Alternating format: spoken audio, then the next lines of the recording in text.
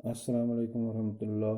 बच्चों, हमारे पास इस वीडियो में आज हमारे पास जो टॉपिक है वो है न्यूमेरिकल्स ऑन वेक्टर्स। तो जो वेक्टर्स हमने किए अभी तक उनके उन पर हम कुछ न्यूमेरिकल्स जो है सॉल्व करेंगे, और पहले हम कुछ सिंपल न्यूमेरिकल्स जो है उनसे शुरू करेंगे। फॉर एग्जांपल, आपके पास है vector A is equal to 2i plus J plus 3k and vector b is equal to i plus 2j minus 2k। और आपको क्या बताना है? आपको निकालना है what is vector A plus b. बिल्कुल सिंपल, ये and mod of vector A plus vector b, ये निकालना है। दूसरी चीज जो हमें बतानी है, निकालनी है, वो है vector a minus vector b and mod of vector a minus vector b. बहुत जल्द तेजी से हम इसको सॉल्व करेंगे, क्योंकि ये पहले कर चुके हैं। मैंने यहाँ पर एक सिंपल सी चीज़ से शुरुआत करना ठीक समझा। तो वेक्टर ए, पहले ये वाली चीज़, वेक्टर ए प्लस वेक्टर बी, हाँ जी, किसके बराबर है? What is vector A? It is 2i plus J plus 3k।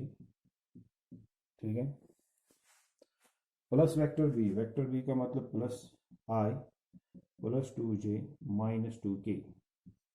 ठीक है,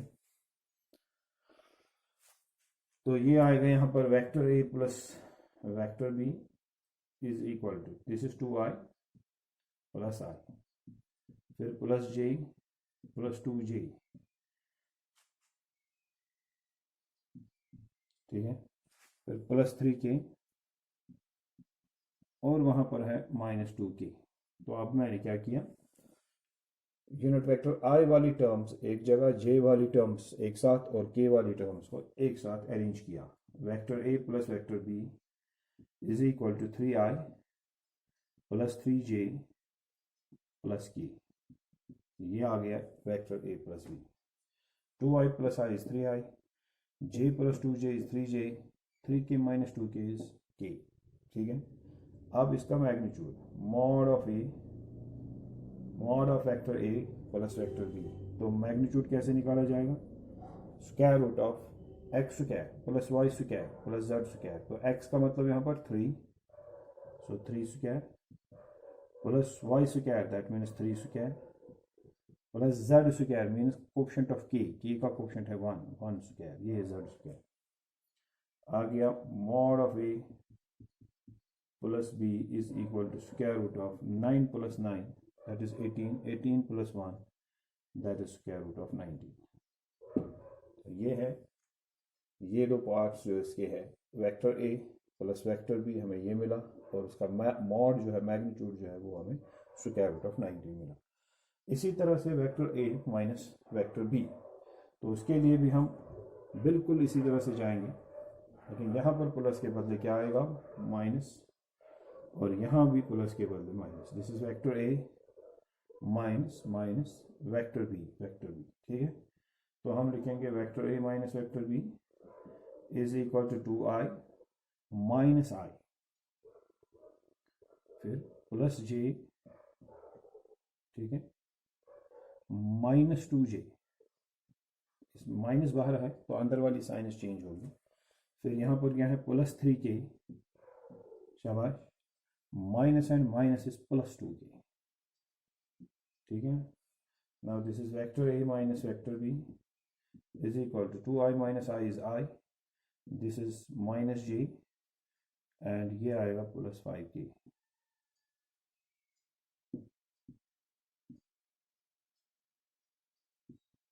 अब इसका मॉड निकालना है, तो हम लिखेंगे mod of a minus B is equal to square root of, शाबाश, X square means coefficient of I जो है उसका स्क्वायर, वो कोफिशिएंट ऑफ आई यहाँ पर क्या है? 1 स्क्वायर, प्लस जे का कोफिशिएंट है -1, यानी वाई स्क्वायर लिखना है, तो वाई का मतलब होता है जे का coefficient, that is -1, that is -1 square, plus Z square, that means plus 5 square.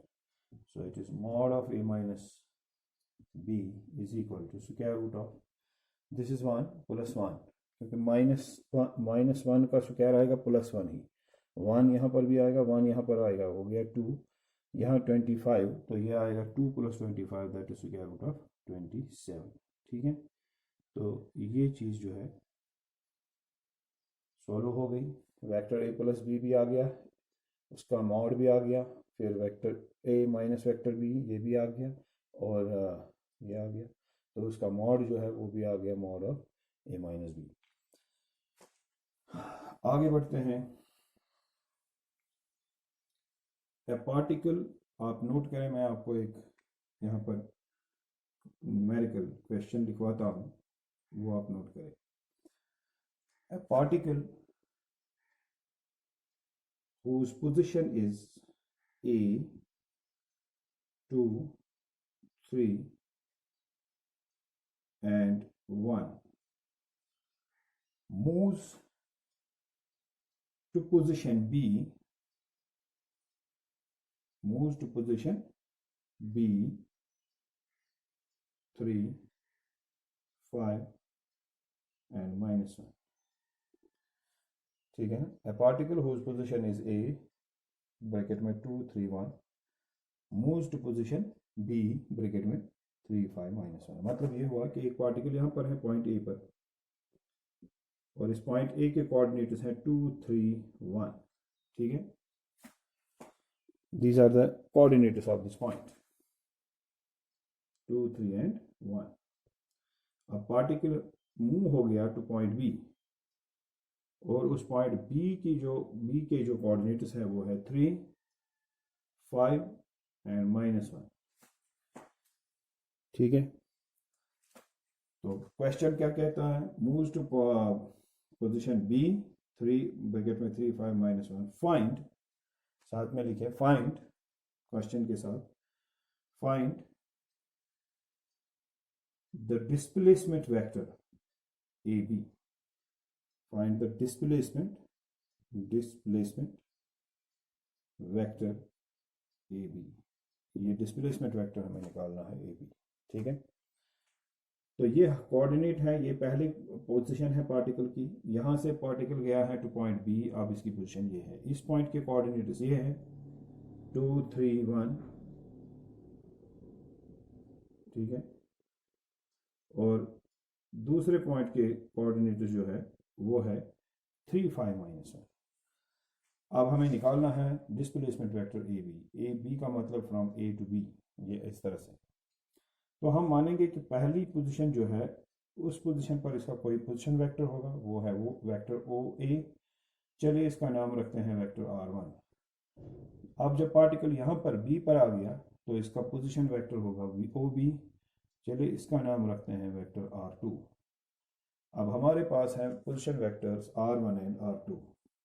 अगर हम आपसे कहें कि ये वेक्टर ओ ए जो है, vector O A which is equal to vector r1, जिसका नाम हमने r1 दे दिया, ये r1 है क्या बेसिकली, यानी ये वेक्टर क्या है, क्या आप इस वेक्टर को बना सकते हैं। इसका x कोऑर्डिनेट है 2, y coordinate is 3, z coordinate is 1। तो हम इस तरह से लिखते हैं 2 x कोऑर्डिनेट है तो 2i, y कोऑर्डिनेट इज 3, हो गया 3j, and z coordinate is 1, तो इसका मतलब 1k, तो मैं खाली k लिखूंगा। क्यों, क्योंकि आप जानते हैं किसी भी पोजीशन वेक्टर को हम लिख सकते हैं कैसे, xi + yj + zk। ठीक है ना, और ये x, y एंड z क्या होते हैं, ये उस पॉइंट के कोऑर्डिनेट्स होते हैं। तो with the help of coordinates vector को कैसे लिखा जाता है, ये मैं पीछे वाले वीडियोस में आपको दिखा चुका हूँ। अगर नहीं भी याद है तो यहाँ पर याद रखें, पहले i के साथ x कोऑर्डिनेट लिखिए, j के साथ इसकी y कोऑर्डिनेट लिखिए वो है 3, और k के साथ इसकी z कोऑर्डिनेट लिखिए। अगर इसकी सिर्फ 2 कोऑर्डिनेट्स होंगी फिर i और j के साथ उनको लिखे। ठीक है ना, इसी तरह से पोजीशन वेक्टर ओ बी यानी r2 वो किसके बराबर है, शाबाश, वो है 3i, यहाँ पर क्या कोऑर्डिनेट्स हैं 3, 5, -1, तो क्या आएगा 3 i के साथ, फिर 5 वो आएगा j के साथ, फिर -1 वो आएगा k के साथ। -1k तो नहीं लिखा जाएगा, मैं माइनस के लिखता हूँ, ठीक है ना। अब निकालना क्या है, ए बी। अब जरा इस ट्राइंगल में ट्राइंगल ऑफ वेक्टर्स अप्लाई करो, शाबाश। Applying triangle law of vectors, तो आपको मिलेगा ट्राइंगल ऑफ वेक्टर्स से यहाँ दो वेक्टर्स जो है वो सेम ऑर्डर में कौन कौन से हैं, ओ ए प्लस ए बी, ये किसके बराबर आएगा, जो वेक्टर अपोजिट ऑर्डर में है, is equal to vector O B. तो आप वेक्टर ए बी कैसे लिखेंगे, vector O B minus vector O A. It means vector A B is equal to, what is vector O B, vector O B is R2 minus vector O A, vector O A is R1। तो इस तरह से हमने लिखा। तो vector A B जो हम निकालने जा रहे हैं वो क्या है, डिस्प्लेसमेंट वेक्टर। तो आप किसके बराबर होगा, R2 minus R1। What is R2, it is 3i plus 5j minus k, ठीक है, minus R1। And what is R1, minus R1, R1 is 2i plus 3j plus k, ठीक है। So it is vector A B is equal to 3i plus 5j minus K, यहाँ पर minus 2i minus 3j minus plus minus K. अब vector A B is equal to, now 3i minus 2i is I, 5j minus 3j it is 2j, ठीक है ना,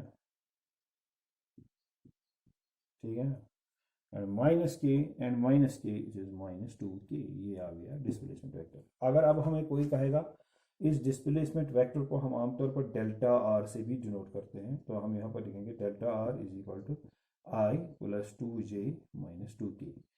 अगर अब हमें कोई कहे कि भाई इसका मैग्नीट्यूड भी निकालो, तो कैसे निकालोगे, शाबाश, मॉड ऑफ डेल्टा आर किसके बराबर, स्क्वायर रूट ऑफ, शाबाश, हाँ भाई, X square plus Y square plus Z square. अब एक्स क्या है, कोफिशिएंट ऑफ आई, वो है 1 square plus Y square, Y का मतलब coefficient of J that is 2 square, शाबाश, प्लस शाबाश Z square that is minus 2 square, ठीक है। सो दिस इज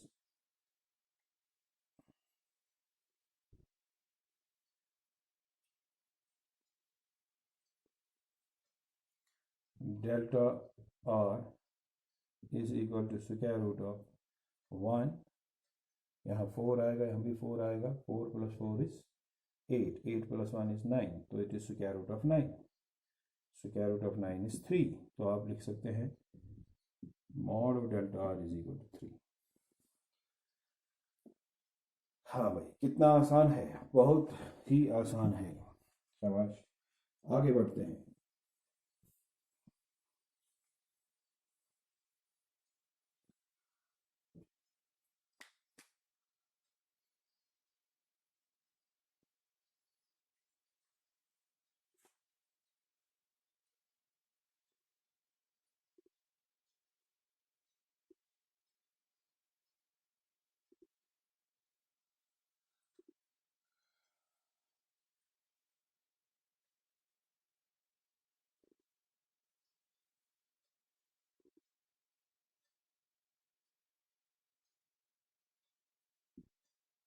तो आप क्वेश्चन कॉपी कीजिए।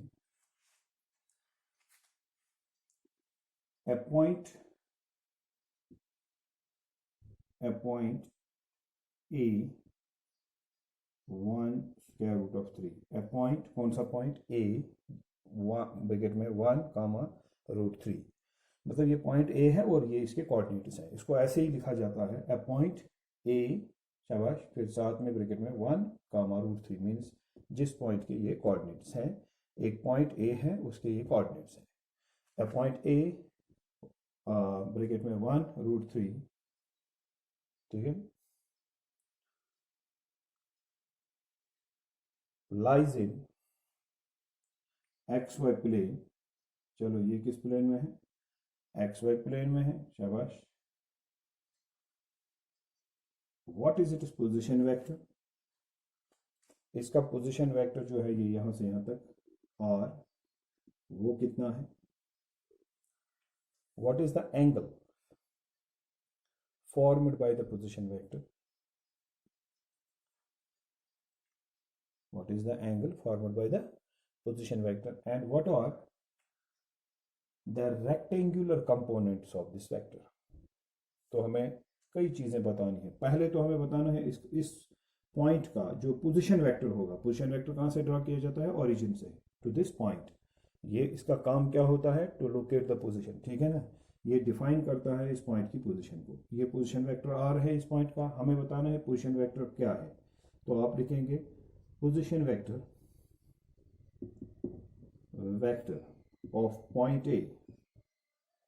पॉइंट ए का पोजीशन वेक्टर क्या बनेगा? Suppose is vector R is equal to क्या? अब इस वेक्टर को बनाइए आप। कैसे बनाएंगे आप? ये आप कैसे लिखेंगे? एक्स आई, क्योंकि ये किस में है? एक्स वाई प्लेन में। इसके जो कंपोनेंट्स होंगे वो क्या होंगे? एक इसका एक्स कंपोनेंट होगा, दूसरा वाई कंपोनेंट। सो एक्स आई वाई जी, ये वेक्टर बनेगा एक्स आई वाई जी, ठीक है ना, क्योंकि ये एक्स वाई प्लेन में है ना। एक्स जो है इसका, यानी एक्स कोऑर्डिनेट जो इसकी है वो है 1, तो यहाँ पर 1 इंटू आई, प्लस जो इसकी वाई कोऑर्डिनेट है वो क्या है? वो है स्क्वायर रूट ऑफ 3, तो यहाँ पर क्या बनेगा? Square root of 3 into J. तो R is equal to I plus root 3 into J, है ना। तो जैसे मैंने पहले क्वेश्चन में भी कहा कि अगर आपको कोऑर्डिनेट्स दिए हुए हो तो आप कैसे उस वेक्टर को बनाएंगे? ये पहला कोऑर्डिनेट आई के कोएफिशिएंट के साथ लिखेंगे, हो गया 1 इंटू आई, तो वो आई ही हो गया। दूसरा कोऑर्डिनेट शाबाश जे के साथ लिखेंगे, जे के कोएफिशिएंट के साथ, ठीक है ना। जे का कोएफिशिएंट बना के लिखेंगे। तो दूसरी कोऑर्डिनेट क्या है यहाँ पर? स्क्वायर रूट ऑफ 3, तो वो जे के। अगर तीसरी कोऑर्डिनेट होती तो वो हम यहाँ पर लिखते, सपोज तीसरी कोऑर्डिनेट होती 5, तो हम लिखते 5k, ठीक है। अब 3 कोऑर्डिनेट्स हैं नहीं, 2 ही है, एक्स वाई प्लेन में है ये। तो ये 2 डायमेंशनल वेक्टर है, यानी 2 डायमेंशनल, ये प्लेन में है ये वेक्टर।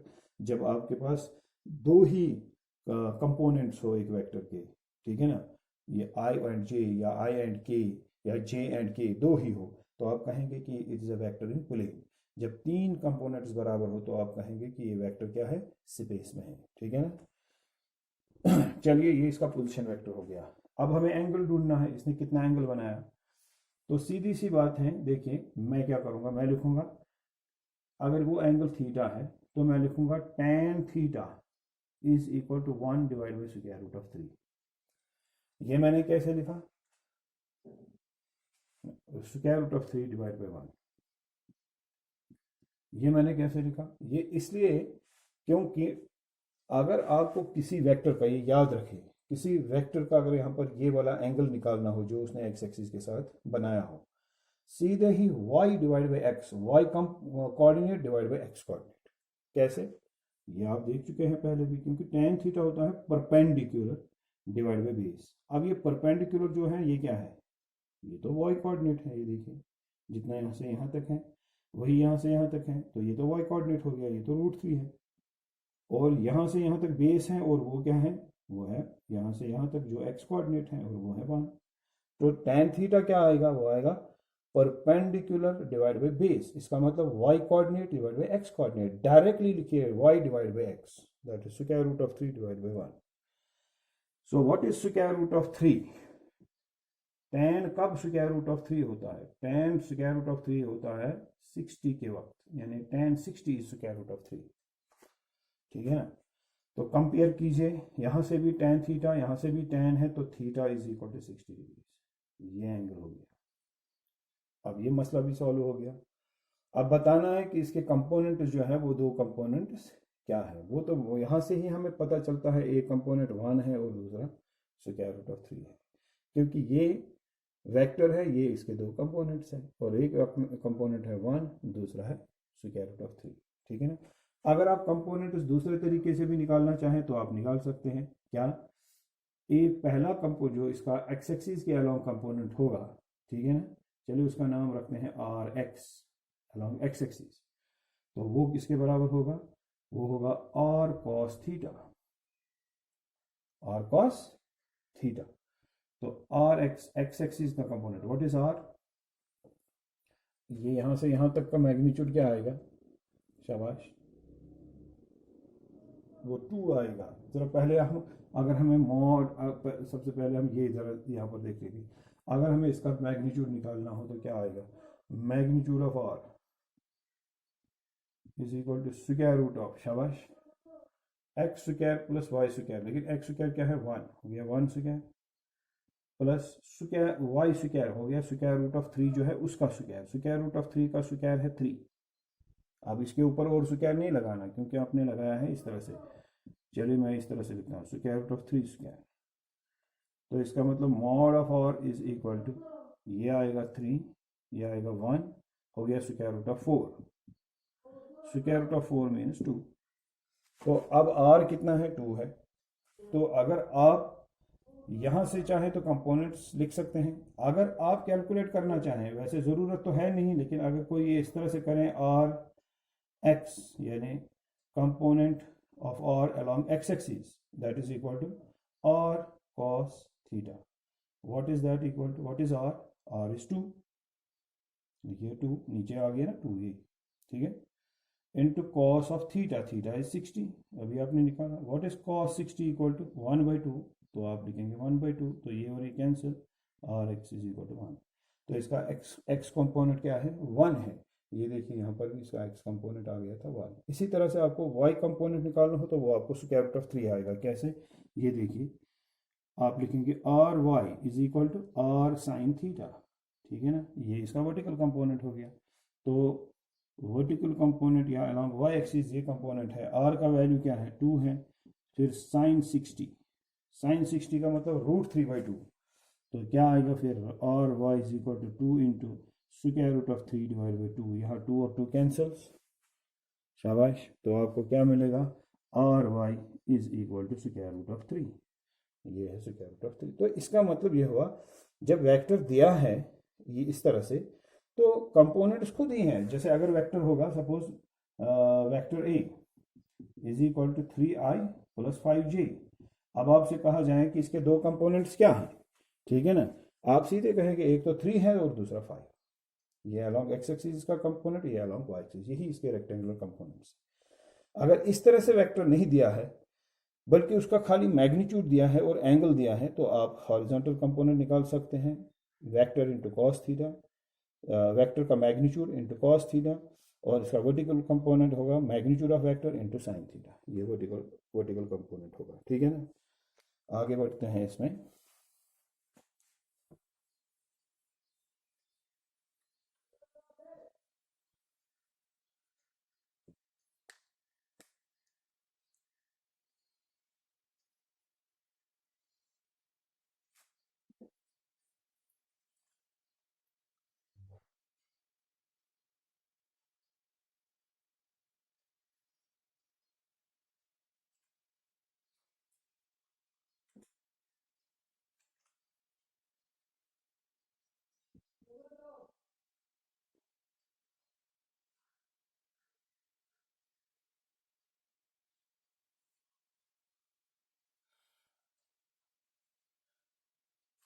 आप लिखें, if the magnitude of a vector is given by mod of A is equal to 10 units। अगर एक वेक्टर का मैग्नीट्यूड है vector A is equal to 10 units, ठीक है ना, and it makes 30 degrees angle with x axis, then what are its horizontal and vertical components?